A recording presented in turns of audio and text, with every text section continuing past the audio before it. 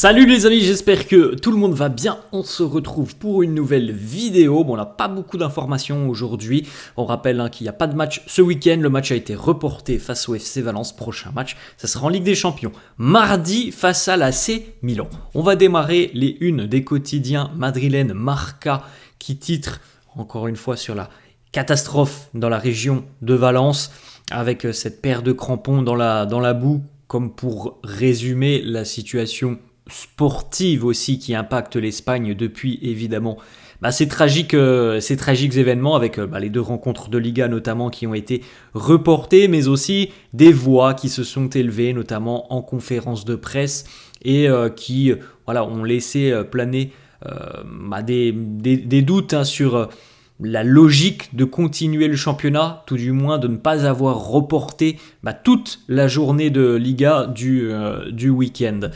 C'est notamment la une du quotidien AS où on retrouve le match de Gérone hier face à Leganés, un match assez spectaculaire d'ailleurs où Gérone s'est imposé 4 buts à 3. Nunca se debió jugar. Personne ne devrait jouer. Il y a eu des décisions qui ont été prises, donc on a reporté les rencontres qui impactaient des matchs dans la communauté de Valence. Donc Villarreal a vu son match être reporté, le FC Valence aussi, des matchs aussi dans les divisions inférieures, mais au final on continue de jouer en Liga et il y a certains entraîneurs comme Hansi Flick par exemple ou Diego Simeone qui ont exprimé hier leur position en disant que peut-être qu'on aurait dû reporter tout simplement l'intégralité de cette journée de Liga. Il faut saluer aussi du côté de la population espagnole, il y a énormément de personnes volontaires qui sont venues aider dans la région de Valence. On a même vu des footballeurs venir aider, mais des footballeurs, mais il y a beaucoup de personnes qui sont venues aider et c'est vraiment une très très belle image. On enchaîne les amis avec quelques petites photos, l'entraînement de la veille du côté de Madrid évidemment sous les yeux de Carlo Ancelotti. La poursuite donc de la réception de l'AC Milan se poursuit. Fede Valverde s'est entraîné au gymnase hier, il n'a pas participé au travail collectif. On avait le retour de Kylian Mbappé à l'entraînement on l'avait vu, je crois que c'était il y a 2 jours, Kylian et Bellingham avaient participé à l'entraînement individuel au sein du gymnase. Bon, ils étaient présents à l'entraînement hier sans problème. Donc je pense qu'il y a encore une fois des états de forme peut-être un petit peu disparates et c'est peut-être aussi tout simplement une certaine forme de gestion de voir certains joueurs participer parfois à des séances à l'intérieur des installations du club. Hendrick face à Aurélien Tchouaméni, Vinicius face à Jude Bellingham, Eder Militao et Aurélien Tchouaméni. On a une petite information qui concerne David Alaba, alors toujours aucune date de retour précise. Selon certains médias, la récupération de David Alaba ne souffre d'aucune complication, mais elle est extrêmement lente. Il ne fera pas son retour dans les prochaines semaines. Bon, je pense que là maintenant on peut tabler, je sais pas, mais on peut tabler plutôt peut-être sur le mois de décembre. C'est l'impression que l'on peut avoir. Ça fait quand même, je crois, 15 jours, 3 semaines qu'on le voit s'entraîner sur le terrain, mais jamais avec le groupe. Il touche très très peu le ballon. Donc je pense que c'est encore trop tôt là. Il y a certainement encore au moins 3 semaines, 1 mois, je pense, avant de revoir peut-être David Alaba s'entraîner avec le groupe. On avait eu une déclaration de Carlo Ancelotti, je crois, il y a 15 jours, 3 semaines, et il nous disait qu'il va bientôt revenir.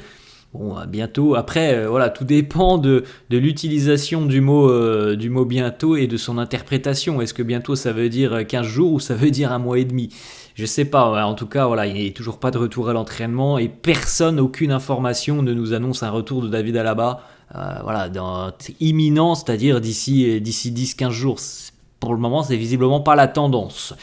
On continue avec 2-3 informations qui concernent Vinicius et le média Foot Mercato et aussi par l'intermédiaire de Santi Aouna. Alors, Santi Aouna, c'est un journaliste spécialisé Mercato qui d'ailleurs cet été, enfin en début d'été, avait très rapidement annoncé que Kylian Mbappé, je crois que c'était l'un des premiers à l'avoir annoncé, je parle de cet été, je parle pas des années précédentes, mais c'est un journaliste très sérieux niveau mercato, il avait très rapidement annoncé que c'était fait entre le Real et Mbappé.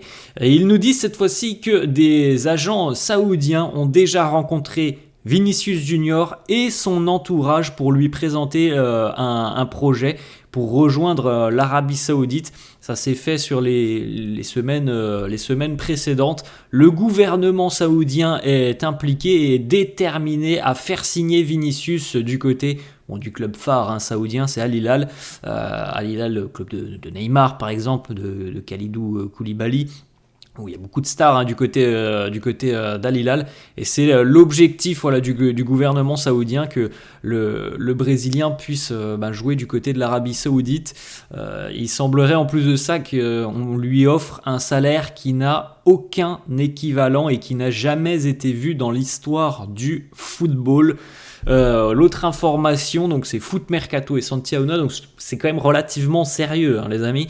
Donc l'Arabie Saoudite propose à Vinicius un salaire qui n'a jamais été perçu dans l'histoire du football. Le gouvernement saoudien est donc déterminé à signer le Brésilien et s'est même déjà déplacé à Madrid pour le convaincre. Les Saoudiens lui ont présenté un projet fou sur écran géant où il pourrait même avoir son mot à dire sur la partie recrutement. Vinicius aurait ouvert la porte à un départ du Real pour rejoindre l'Arabie Saoudite, mais son objectif est de rejoindre la Saudi Pro League qu'en 2026, après la Coupe du Monde aux États-Unis.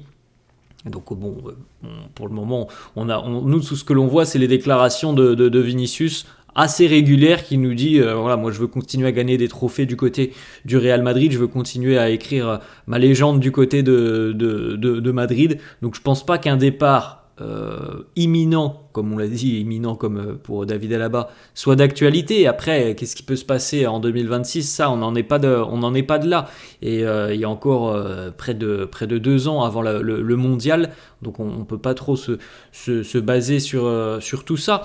Maintenant, ça serait pas non plus irréalisable. Et si on nous parle de chiffres qui n'ont jamais été évoqués dans le monde du football, s'il a un salaire astronomique, évidemment, on sait très bien qu'il y a beaucoup de joueurs qui pourraient être tentés. Maintenant, je pense sincèrement que ça ne se fera pas avant, comme c'est dit, 2026, cette Coupe du Monde du côté du sol américain, qui doit être un objectif assez important du côté du Brésil, parce que le Brésil a quand même beaucoup de difficultés sur les dernières Coupes du Monde.